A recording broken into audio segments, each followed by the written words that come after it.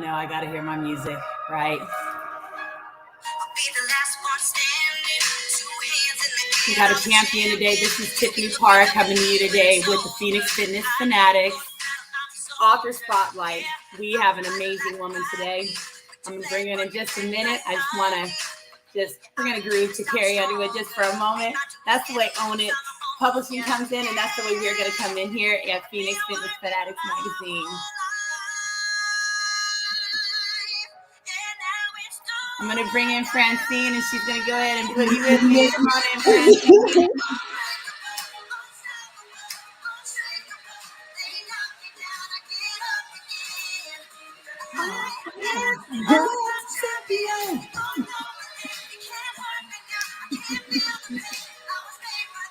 We are all champions here. Yes.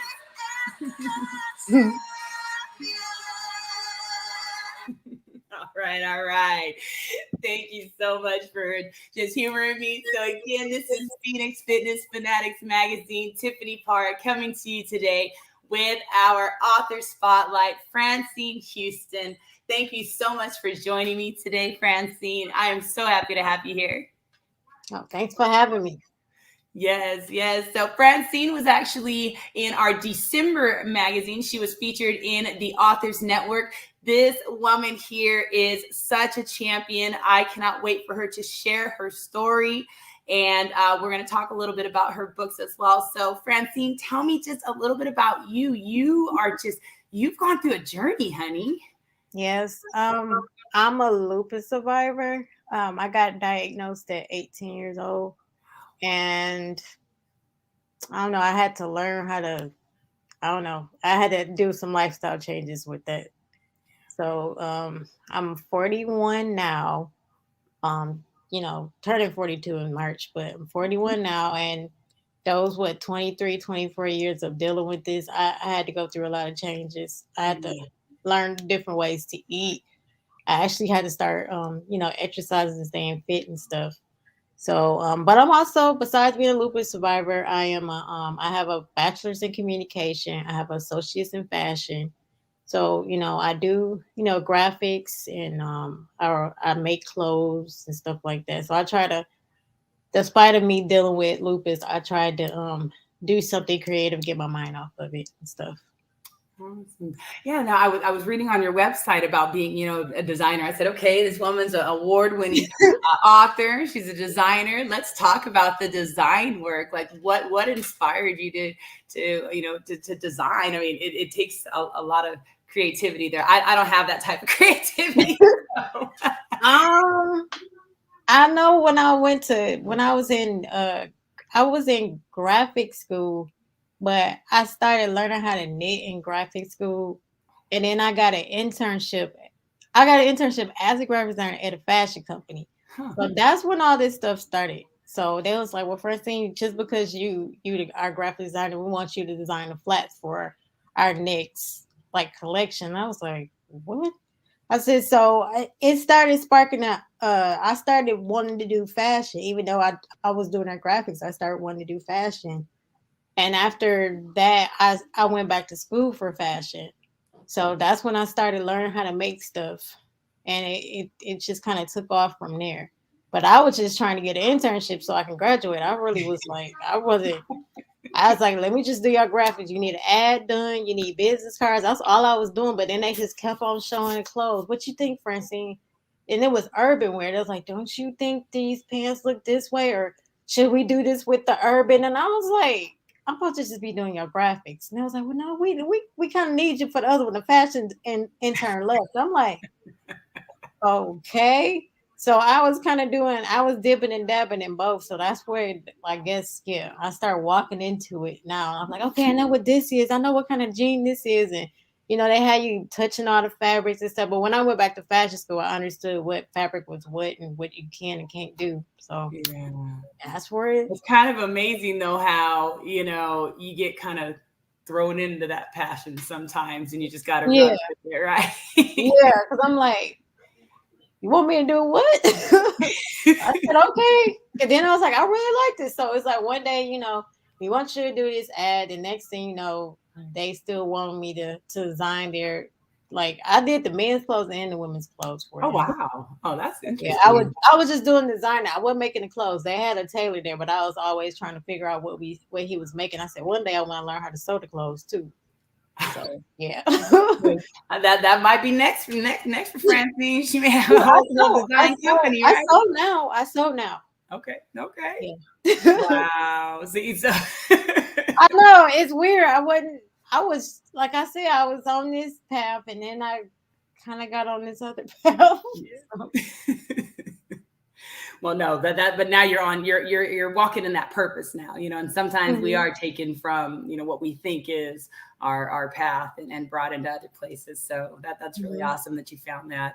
So now you recently, you wrote about a self-care guide, and what is your definition of self-care? Because we always hear that self-care, and I know for me being a coach and I'm a personal trainer, my self-care is getting myself in the gym and beating up something and just getting that aggression out, or getting out on the street and running, miles. So, what is your definition of self-care? It's like any activity that like helps you physically, emotionally, mentally. It, like physically we like when we think about it, exercise, physically, I don't know, take a bubble bath or something like that. Mentally, sometimes even meditation. I can't think of one emotionally. Dang, it was I think all even just crying, giving yourself a moment to just cry and just release that, I definitely think that's an emotional one right there for sure. Yeah.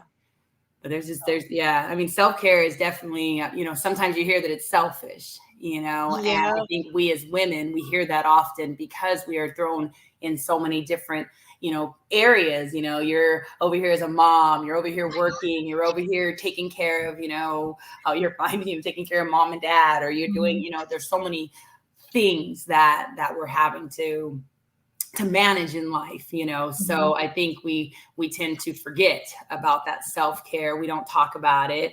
So it's very, I think it's vital, excuse me, for us to have that self-care. So I love that you touch on that self-care.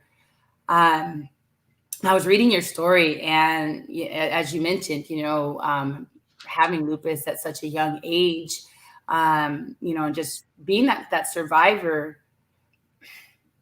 Now, how often do you take time for yourself? Because I know you're very busy. I mean, you're writing books, you're doing things. I mean, you're a designer, you're an entrepreneur, so you're thrown in a lot of different places. So, what do you do to, because I know you really need that self-care, right? As someone that is battling something like lupus. For my self-care, I know I guess people be like, oh, I get my hair done. Now I got to see about getting my nails and feet done. But I used to try to do that to make myself feel better. Like I used to always get my hair done every 2 weeks. Like I feel better, then I won't feel bad in the inside. I got to take all this medicine. But I'm back to exercising now because I kind of took a break. I'm like, I'm back. I'm scheduling to go back to exercising on a regular basis. As far as like my eating, I'm on a renal diet, so I have to like watch what I eat with that. Okay. But usually with my self-care, I used to go on vacations a lot. I miss doing it, so I want to go back to doing it. I think we all want to go back to. I just hope so. Because I used to go, I don't know, it was either once a year or every other year or something. I used to be one time I went on a week cruise, and then sometimes we had like the last trip I went on was New York. Now I'm supposed to be seeing about a magic show in Vegas, but it's only 3 days. But I'm like, it's a vacation. I would want to take it because I'm like, that helps me. I didn't realize it when I stopped doing that. I was like, I saw a difference. And I ended up getting a flare up. I was like, I need to go back on vacation. This really helped me. So I remember one time, one of my friends, they found out I was getting sick again. So they just came and was like, we taking you to Chicago. I'm like, you taking me to Chicago? I was like, how am I gonna go? She was like, the car right here. We about to drive to Chicago. So we just left. I was like, well, I count this as a vacation. That's what I counted it as. So I mean, just little stuff like that. I mean, it helps. I mean, not just like even just taking a day off, not like okay, Right. you take vacation days, you take sick days, but sometimes you just may need to just take one day off and then Right. come back. That helps too. Just stepping away for a minute. Yeah. Yeah. I mean, really, and I think it's the stress, when Mhm. our body goes into that stress, it's you have to de-stress, Mhm. right? Because if you don't de-stress, your body, I mean, it's in disease, right? They Yeah. say, it needs to be at ease, and we're in dis-ease, which Mhm. is what? Disease. Yes. So I definitely hear you when you say, it's like you got to just kind of step away and, feeling like since you haven't been able to do that, that that's a vital thing that you need to do. And I think for everyone out there, listening, you have to take that moment away, even if it's just to, do a staycation, go to, Yeah. your favorite hotel in the area and just get away, and Mhm. just go there and visualize and turn on your favorite music that you maybe can't listen to when you're around your family members and things because you can't play it as loud as you may want to. Yeah, yeah, you know that's true. That's true. and really being able to just if you want to take a bath for 2 hours without anybody coming to the door, you can Mhm. definitely do that as well. So I definitely feel that yes, that's getting that stress level down is definitely key to keeping those flare-ups down. So hopefully you'll be able to get some vacations in again very soon as well. Yeah, I hope so. I may have to do that staycation. I think I did that one time. One of my sisters, we got together and just drove to another city and was just at the hotel. She was like, "I got homework, but I gotta leave the house." I'm like, "Huh?" So we went over there and they had a pool. So we went and was at the pool. I was like, "You do your homework. We is at the pool. Like That's right. this is our little vacation." So now you have 4 books total, correct? Yes. So list all if you can go through all of your book titles for me and just tell me a little bit about each book and what inspired you to write each book. And Um. congratulations on your 4. Oh, thank you. The first book is Lupus Journey. My mother kind of was like, "You need to write a book and help these other people dealing with lupus." And I was like, "I'm writing a book about lupus." Like my mind was on. I wanted to just do poetry books. Like I was a poet. Okay. That's all I was known for. Like, oh, Francine, what to do? Open mic, she gonna do a poem. I wasn't a writer back then. So when she said write a book about lupus, that kind of the memoirs helped me to just write, period. So that helped me out. That was my first book, Lupus Journey, just talking about my senior year in high school being diagnosed with lupus, all the way up to my 20s, being in remission at 29. So I kind of showed that whole journey from high school to college, from to remission. And then Mhm. I picked up with the second book, Lupus Journey 2. It's called no Life After Lupus. That's what it's called. I talk about basically what I was doing during those remission times from 29 up to like 34, 35. Mhm. And how I was just out here, enjoying my life. I started learning. I started doing business in my 30s, in my late 20s, and I started going on all these vacations. I was not thinking about getting sick again, but Mhm. I was a part of the Flint water crisis. I was out there, and I didn't think that was going to help affect my kidneys, but I started getting really swollen. And next thing you know, I'm in the hospital dealing with that. And that was like a whole nother journey. I had to really learn what rest and relaxation was. I couldn't work for 5 months. That's Yeah. the longest remission I ever had. The longest time I've been sick was 5 months. Usually it's a lot shorter than Yeah. that. So they was like, you can't work. Like I thought I was just totally disabled. So I was like, what in the world? So when I was able to work again, that's how I work full time as a seamstress now. So I Okay. switched a whole nother career. Even though I just do the graphics on the side, I make clothes every day now. So Wow. that helped. But I think I ended that in my late 30s. I ended that book. And then the third book, I just did all my poetry because I was like, I do not have a poetry book. And anytime I read a book, I would just read a poem. I was like, I just need to put all these poems in a book. So I Mhm. did Strength of a Woman, and most of the poems most of them was about health, but some of them was about other stuff. So I Yeah. just said Strength of a Woman. And my last book was the self-care guide, and I just talk about different parts of self-care. Yeah. So I just broke it. I think I had like 10 chapters. I even add finances in there because well, I thought about if you're not working, you will need finances. So I added that, even though sometimes people don't think finances and self-care goes together. But I Yeah. thought it did. It does go together. I mean, you have to be everything. It needs to be physically, mentally, spiritually, as well as financially fit Yes. in all of those. Yeah. So now having like just going through that so much. I remember being in high school, and I remember having a girlfriend of mine that had lupus, and she didn't really know exactly like what it was. And I remember it just it went back and forth and back and forth, and it was just like, oh, I'm sorry, it was her mother, not her, it was her mother, excuse me, it was her mother. And they just kept on trying to figure out what was going on, but there wasn't a lot of stuff out there. And you mentioned that too, that there was not a lot of information out there, No. um for things like that. Now there seems to be a little bit more now, but what is your take on like just what they have out there, still? I mean, like, what do you feel is still missing? What is something that people still need to know that you went through, that you feel like, hey, you know what? Yeah. They Um, I don't know. I wish they would have more options for medicine because they always just want to slap us with medicine. Mhm. And like when I got sick, I had a naturopathic doctor and then I had a regular doctor.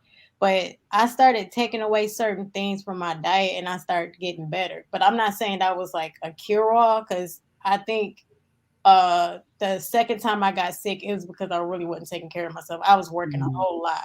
So Okay. it's kind of like I wouldn't say lupus was like a mystery, but I just um I'm thinking what do they missing out here? For one thing, when I first got sick, I was only 18. They didn't have any information about lupus. I had to learn about lupus from my coach. I had a high school coach named Yvette. What's her last name? It was Yvette. Can't remember her last name. That's bad. But Yvette ended up getting lupus. So she basically came to my house and told me what I could do. Because back then I was Mhm. scared to get a perm. I think people probably can get perms, but I wouldn't suggest that. That's one thing they're not telling people. They telling Okay. it's a lot of people out here that my hair, I lost all my hair. My hair grew back, but I would not get a perm. Yeah. I'm not against perms, but if you got the lupus that can take your hair out, if you want it to Hmm. grow back, don't get no perms. Okay. Wow, that's good to Wasn't know. telling Yeah. people that. Like she was telling me go get a perm. I said, I said after all of this hair staying on my head, you know, Right. Yeah. simple. It's. I'm kind of trying to think of anything Because else. there's just, I mean, just different things that maybe people just don't think about, that you went through, and you're just like, yeah, I need to. And they do tell you to wear sunblock, Yeah. even if it's not like a bad day outside. If it's no sun, wear sunblock. I Mhm. don't know if they even tell them that. Trying to think. It all depends on like which one you deal with. With the systematic one, you have to watch. I guess the organs. You have to make sure you stay on the diet that they tell you to stay on. It all depends because when I just had it with my skin and my hair, I was just on low sodium, so I had to Mm. watch any type of salt I was taking. But Okay. now it's most of the time I talk to people, it don't matter what age they are. Most of them dealing with the kidney one, so they had to Mhm. work on 5 different things, which is the phosphorate, they had to watch their fluids, the liquids, how much water they take in or liquids they take Yeah. in, Mhm. their sodium, their potassium, and their protein. And with me, I had to watch. I wasn't eating enough protein, so I had to eat enough protein for that. Yeah. Yeah, I think everybody's missing the buck on the protein thing as well. Just as a trainer, talking to people and how much protein they eat, they don't. So thank you for that. Now, are you aside from your self care guide, are you working on anything else? Anything else? Right now, well, it's a continuation of a self care guide. I don't know if you ever heard the Superwoman syndrome. No, I haven't. You never heard of it? Oh, well, I mean, it's basically about the Superwoman is a woman who have multiple roles, Yeah.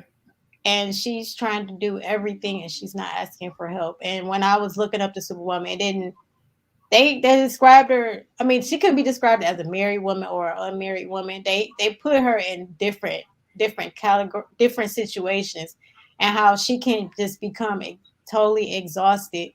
And I don't want. I felt like I was starting to act like that, even though I did the self care Mhm. guide and everything. At some points, I ended up not doing good in self care, and they just it's like this term out there. They either call it's one called the Superman too, but I saw the Superwoman first. I'm doing the Superman too, but the Superwoman is like the one that almost I thought almost everybody identified with or they knew about. And I was thinking, I'm like, wait, Wonder Woman, Superwoman, possibly, it's you called know. yeah, it's called the Superwoman syndrome. Like I looked it up, and then for the Superman, it was called the Savior syndrome. The Oh, Savior complex. the savior complex. Yeah. Now I've heard the savior complex before. Yeah, and I think the Superwoman may be similar. I had to Okay, look it yeah. up, but it I on would that love terms. to. It's trying to break that down and kind of get people to be a little bit more balanced. Because I Mhm. used to act like I was a rescue crew. I don't know where I got it from, but anytime I'm in trouble, oh, I'm gonna go help you. Like I'm gone. Like I can't Right. do that all the time. You can't save everybody. No, you really can. I mean, and I know you hear from a lot of the coaches out there, that you have to serve from that cup of overflow. Yeah, You can't even serve from a full cup because that full cup is your full cup, that yeah, that you need, and you need to serve from that cup of overflow. If you only have a full cup, you can't serve. yeah, You have yeah. to be able to surround yourself around those people that are going to continuously pour into you so you are able to pour into other people. So that's very essential. So I kind of took. How can I say? I did the self care guide, but I took another part of what I thought we need to address with self care. I don't know Mhm. if anybody else had these problems. I'm like, maybe I'm just writing about myself, like how Joyce Meyer talk about her problems and she helped people. I'm like, maybe this is something I'm dealing with, and I think I can help y'all with it. Maybe I somebody think, yeah, else do there's too. a lot of people out there dealing with that, sis. So believe me, never think that you're the only one dealing with it because there's always somebody else out there that needs to hear it. So, Mhm. they always say our story's not our story. It Yeah. really isn't. It's always for somebody else to hear so they can take from that what they Mhm. need to be able to get to that next level. So, I definitely commend you with just telling all of your story, and really just embracing who you are, and not now that I'm older and I've seen people, other people that I've dealt with, various diseases, things like that. I've seen a lot of people just kind of sit down Yeah. and not do anything, and the next time I, hear, I don't hear about it for a minute, I hear about them for a minute. And then the next thing it's, oh, that person passed away, or, oh, Yeah. that person is, in some type of care facility or something like that because they were not, on it and taking care of themselves and doing what they need to do. Doing the research in, the disease that might ail you.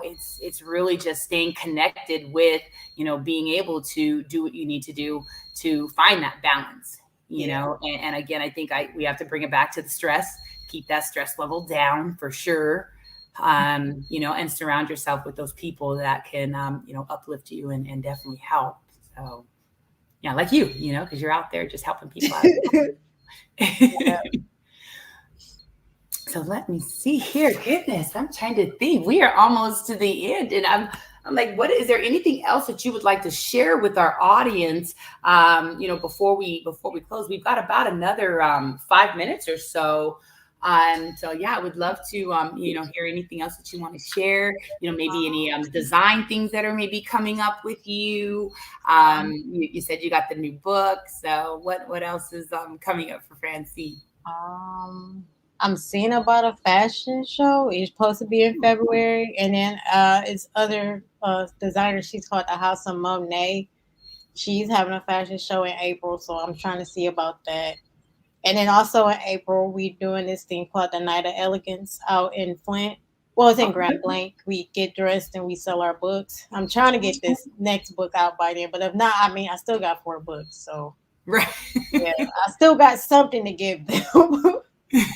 So that's pretty much. I think I'm trying to schedule out for the next couple of months, but at least 4 months for right now. And I That's could start making something. I mean, I've been asked to do a fashion show, and I asked about a fashion show in April, so I got to go back to sewing and stuff again. Well, I'm going to just throw it out there. I'm also part of a group, the Girl Powerhouse Network. We're doing our second installment of the Becoming a Girl Powerhouse. We're going to be working with some teens, and I would love to talk to you offline about maybe doing some collaboration with getting some dresses for the girls, made as well. So we'll definitely have to chat a little bit about that offline. So that right there is the reason I do what I do, just that collaboration. I love meeting people. I love hearing just about their skills, talents, abilities. And Francine, you are just amazing. I'm loving what you're doing out there in the world. Excuse me, just, sharing your story and really helping people understand, what lupus is and how they too can, find that comfort that they need and, be able to manage it, be able to hopefully, bring themselves into remission as well. And being able to just have that mindset to be able to push through. It is so important. So I definitely thank you so much for just showing up out there and doing what you do. Okay, you're welcome. So, all right, Francine. So thank you so much. I'm going to go ahead and close us out. If you can wait in the background just for a moment, and then we're going to go ahead and close up. So everybody, thank you so much for joining us for another Phoenix Fitness Fanatics Magazine Authors Network Spotlight with author Francine Houston. She's got 4 books out there. If you want to connect with Francine, stay connected. You can purchase her books and stay connected with Francine at www.francinehouston.com. You can also find Francine in the page 60 of the Phoenix Fitness Fanatics Magazine, our December edition with Dr. Shelley Hipsky on the cover. So thank you all so much for joining us today. Love you so much, and we will see you next time.